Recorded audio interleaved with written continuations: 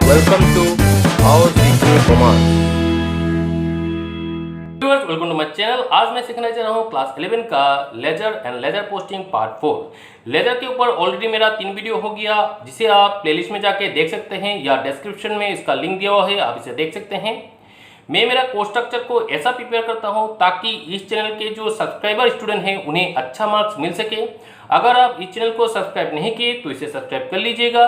तो चलिए शुरू करते हैं। Classifications of ledger account. अगर एग्जाम में आए क्लासिफिकेशंस ऑफ लेजर अकाउंट क्या है तो आप लिखेंगे ledger account can be divided into 2 part. एक है परमानेंट लेजर अकाउंट और एक है temporary ledger account. Permanent ledger account क्या है? जिस लेजर अकाउंट में ओपनिंग और क्लोजिंग बैलेंस रहेगा वही परमानेंट लेजर अकाउंट है। अगर बिजनेस स्टार्ट करे या नया बिजनेस है तो ओपनिंग बैलेंस का कोई क्वेश्चन रेज नहीं होगा, लेकिन क्लोजिंग बैलेंस रहेगा और वो क्लोजिंग बैलेंस को नेक्स्ट ईयर ओपनिंग बैलेंस हिसाब से लिखा जाएगा। परमानेंट लेजर अकाउंट का और एक कंडीशन है कि परमानेंट लेजर अकाउंट का बैलेंस शीट में ट्रांसफर किया जाता है। एग्जाम्पल जैसे asset account, liabilities account, capital account, ये सब परमानेंट लेजर अकाउंट है और इसे बैलेंस शीट में लिखा जाता है। दूसरी तरफ टेम्पोररी लेजर अकाउंट में कोई ओपनिंग या क्लोजिंग बैलेंस नहीं रहता और इसका जो बैलेंस है उसे ट्रेडिंग या प्रॉफिट एंड लॉस अकाउंट में ट्रांसफर किया जाता है।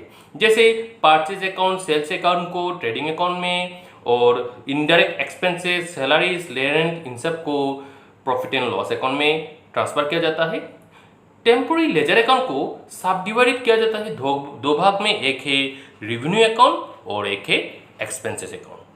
सब डिविजन्स ऑफ लेजर। लेजर का क्लासिफिकेशन और सब डिविजन दो डिफरेंट चीज है। सब डिविजन ऑफ लेजर क्या है? लेजर को ब्रॉडली दो भाग में सब डिवाइड किया जाता है, एक है पर्सनल लेजर और एक है जनरल लेजर। पर्सनल लेजर नाम से ही पता चलता है कोई पर्सन होना पड़ेगा या कोई ऑर्गेनाइज बेस्ड जिनका लेजर मेंटेन होता है उसे पर्सनल लेजर कहते हैं। जैसे debtors account, creditors account. Debtors account में जब हम क्रेडिट में गुड्स सेल करते हैं तो उसके लिए डेटर्स अकाउंट क्रिएट किया जाता है। इससे टोटल जो डेटर है उनका वैल्यू फाइंड आउट हो जाता है। दूसरी तरफ अगर कोई क्रेडिट में परचेस करें हम तो वो क्रेडिटर का अकाउंट क्रेडिटर्स अकाउंट में लिखा जाएगा, तो इससे टोटल क्रेडिटर का वैल्यू पता चल जाता है। दूसरी तरफ जनरल लेजर को दो भाग में भाग किया जाता है, एक है इम्पर्सनल अकाउंट और एक है प्राइवेट अकाउंट। इम्पर्सनल अकाउंट में एसेट, एक्सपेंसेस, इनकम ये सब लिखा जाता है और दूसरी तरफ प्राइवेट अकाउंट में जो प्राइवेट कंपनी का जो प्राइवेट सेक्शन है, जैसे कि कैपिटल, कितना कैपिटल कंपनी कंट्रीब्यूट किया, उसका प्रॉफिट, उसका कितना कैपिटल कितना विड्रॉ किया कंपनी से प्रोप्राइटर, इन सब का रिकॉर्ड रहता है। Next journal entry versus posting. Journal entry और पोस्टिंग के बीच डिफरेंस। मैं मेरा वीडियो लेक्चर में कम से कम इरिलेवेंट टॉपिक डिस्कस करता हूं ताकि आपका समय नष्ट ना हो। मेरा रिक्वेस्ट है कि आप इस वीडियो को भी लाइक कीजिए ताकि मुझे मोटिवेशन मिल सके और मैं ज़्यादा से ज़्यादा कोर्स आपके लिए ला सकूं। तो चलिए जानते हैं डिफरेंस कुछ कीवर्ड के साथ। पहला कीवर्ड है books of recording. Journal entry journal में रिकॉर्ड किया जाता है और पोस्टिंग लेजर के समय किया जाता है। Next times of recording. Transaction होने के साथ साथ जर्नल एंट्री किया जाता है और पोस्टिंग अपना कन्वीनियंट समय देख के किया जाता है। Next nature. Journal entry primary nature है और पोस्टिंग सेकेंडरी नेचर है। प्राइमरी नेचर इस कारण है क्योंकि ट्रांजैक्शन घटने के साथ साथ जर्नल एंट्री किया जाता है और पोस्टिंग उसके बाद लेजर में ढाला जाता है, इसलिए इसे सेकेंडरी नेचर बोलते हैं। Place of entry.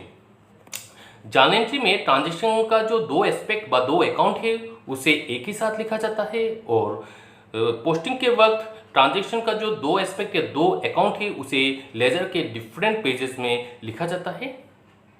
Next basis. Journal entry का बेसिस है ट्रांजैक्शन, मतलब ट्रांजैक्शन होने के साथ साथ जर्नल एंट्री किया जाता है और पोस्टिंग का बेसिस है जर्नल एंट्री। जर्नल एंट्री जिस तरह का हो पोस्टिंग उसी तरह का होता है। Next source document. Journal entry का सोर्स डॉक्यूमेंट है वाउचर या रिसिप्ट और पोस्टिंग मतलब लेजर में जो पोस्ट किया जाता है वो पोस्टिंग का सोर्स डॉक्यूमेंट है जर्नल एंट्री। चलिए लेजर का कुछ फीचर्स भी देख लेते हैं। लेजर का बेसिकली 3 फीचर्स है। पहला फीचर्स है 2 साइड। लेजर में 2 साइड होता है, एक लेफ्ट हैंड साइड एक राइट हैंड साइड।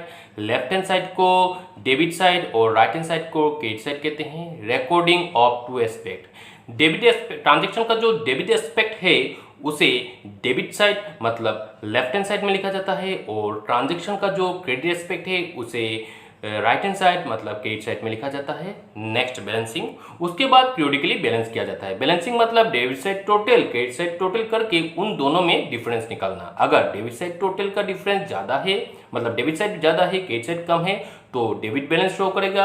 अगर क्रेडिट साइड ज़्यादा है डेबिट साइड कम है तो क्रेडिट बैलेंस शो करेगा। अगर डेबिट साइड और क्रेडिट साइड इक्वल है मतलब कोई डिफरेंस नहीं है, no balances. Next rule regarding posting. Posting का कुछ रूल है, आप जान लीजिए। पहला रूल है 1 account for 1 kind of transaction.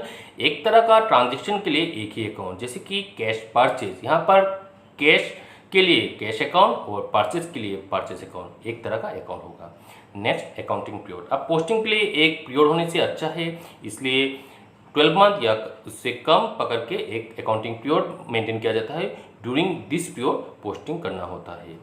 Next same name of account both the books, मतलब जर्नल एंट्री में जिस नाम से एंट्री होता है उसी नाम से ही लेजर अकाउंट होना होगा।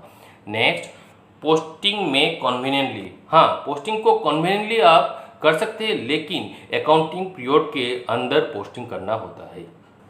मेरा कोशिश था कि आपको अच्छी तरह से सिखा पाऊँ। फिर भी अगर आपको कोई डाउट है तो नीचे कमेंट कीजिएगा, साथ ही से लाइक कीजिए ताकि मुझे मोटिवेशन मिले। इसे शेयर कीजिए ताकि ज़्यादा से ज़्यादा स्टूडेंट को ये पहुंच सके और इसे सब्सक्राइब करके बेल आइकन को प्रेस कीजिए ताकि आप अपडेट रह सके। Thanks for watching.